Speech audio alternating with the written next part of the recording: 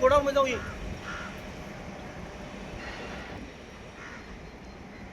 गोडाऊनची दुसरी दाखवूया बघूया.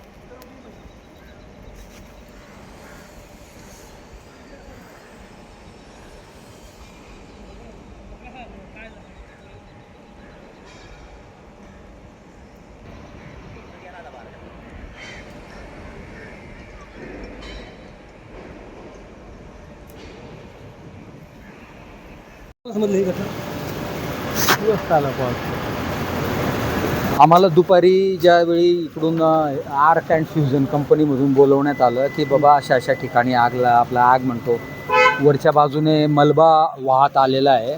मग त्या पद्धतीने आम्ही इमिडिएट इकडे स्पॉटवरती हजर झालो. जेव्हा बघितलं ते हॉरिबल होतं. सर्व वरच्या बाजूने जे काही काळ्या आणि चिखलासारखा जो काही घाणेरडा मलबा जो आहे तो वाहत आलेला आहे. मलबा आहे साहेब तो. ओके, तर तो मलबा पूर्ण या जवळजवळ 5 कंपन्यांमध्ये मागच्या बाजूने शिरलेला आहे.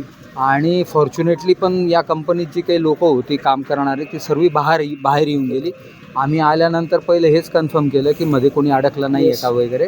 आणि आर्क फ्युजन कंपनीमध्ये तर अशी परिस्थिती त्यांच्या अजून एक गाडी बाहेर काढली, अजून 2-3 गाड्यामध्ये आहेत.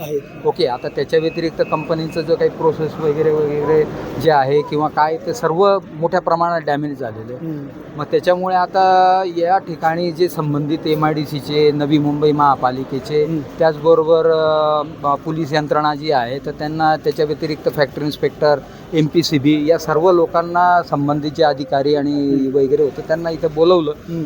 आणि आता त्या पद्धतीने हे पोलीस लोक MIDC आणि नवी मुंबई महापालिका वरती जाऊन पण शोधतायत की कुठून काय झालंय. पण हे सर्व वरच्या डोंगरावरून वाहत आलेलं आहे. आता त्याच्या पुढे काय झालेलं आहे तो सर्व तपास कार्यातला भाग आहे. पण फॉर्च्युनेटली इथं काही जीवितहानी झालेली नाही. आणि नाऊ आता जे काही काय करायचं आहे ते काही आमच्या म्हणजे म्हणतो ना मोठी म्हणजे हे सर्व हटवावं लागेल. बरोबर. आता पावसाळा तोंडावरती त्याच्यामुळे हे सर्व लवकरात लवकर हे सर्व काढून त्याप्रमाणे करण्याचं जे आहे तर संबंधित जे काही महापालिकेच्या आणि MIDCचे अधिकारी मंडळी आहेत ते त्याच्यावरती काय करता येईल त्याच्यावरती विचार विनिमय चालू आहे. ठीक आहे.